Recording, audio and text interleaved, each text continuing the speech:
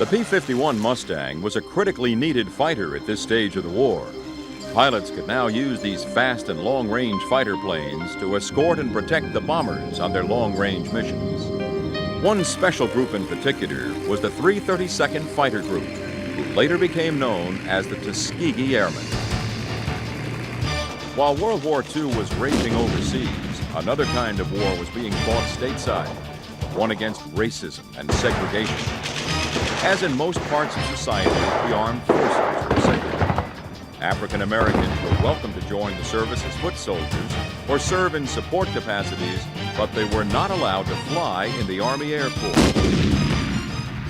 When it was all over, that it was a waste of my time, that there was never going to be a colored pilot, that there was never going to be a unit they could go to, and that we didn't have the qualifications to be an airplane pilot. And they went through the whole list, including such ridiculous things as lack of coordination to fly an airplane at all. The most ridiculous statement in history.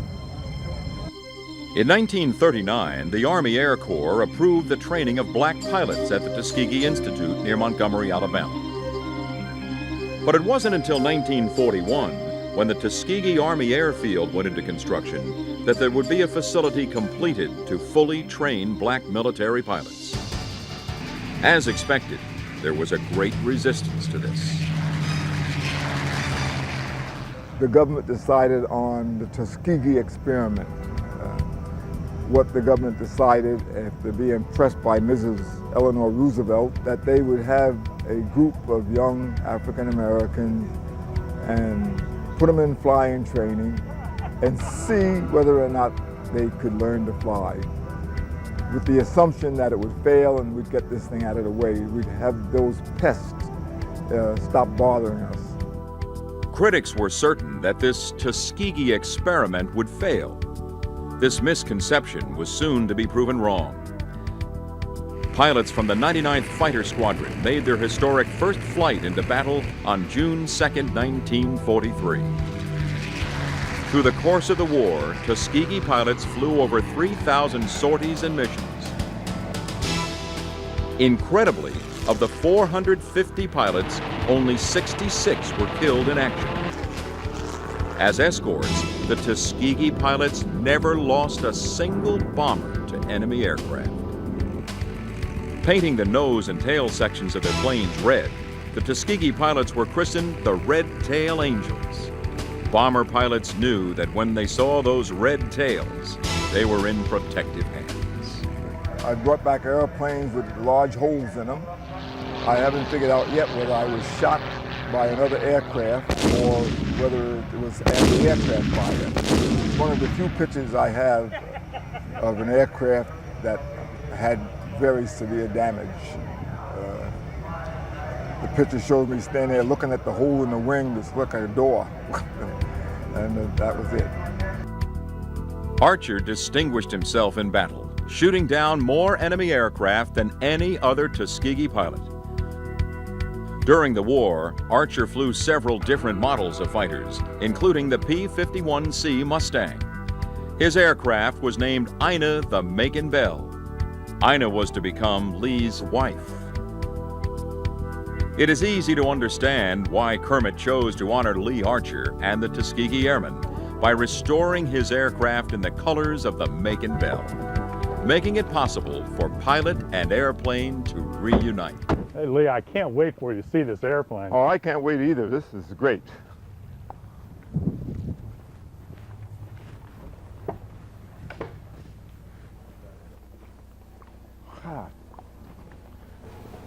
Is that gorgeous or what? Beautiful. Looks better now than it did when it was new. Oh, there's my Hepcat. was that a jitterbug and a... We called it the Hepcat. The Hepcat. H-E-P cat, but it's a jitterbug guy. That, and it was a copy off of a fellow by the name of Wendell Pruitt. He put this on his airplane, and since he was one of my idols, I put it on mine. Oh, that's great. Lee, one of the things that we're really proud of is we've put back all the original armament stuff. all of these ammo chutes and boxes, there were no original ones in the world. We actually made these original off the drawings with the gun heaters, the firing solenoids work, and actually there's the handle to actually charge the guns before you took off. Most of the pilots would try to get their armorer to tell them where in front of the airplane they wanted the bullets to converge. And some people were experts at it. I didn't. I just left it to the armorer, and he did the best he could. I would have paid the government to fly this airplane. Really? I really was that fond of it. Really? It was Well, that's good. Well, I can't wait to fly it now. good for you. I think you'll love it.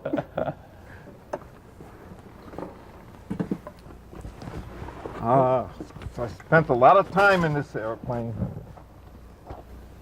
Well, this is is as great. original as, if you look in the manual, it's exactly as the drawings say. All the instruments, the switches, all the armament stuff is where it's supposed to be. It is perfect.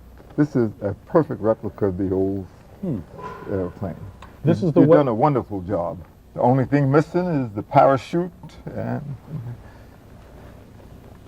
and the mission. Well, we're going to throw a parachute in when we go fly this thing, that's for sure. I cannot believe that I'm back in one of these again. It'll give me so much pleasure to see it fly. Well, let's go do it.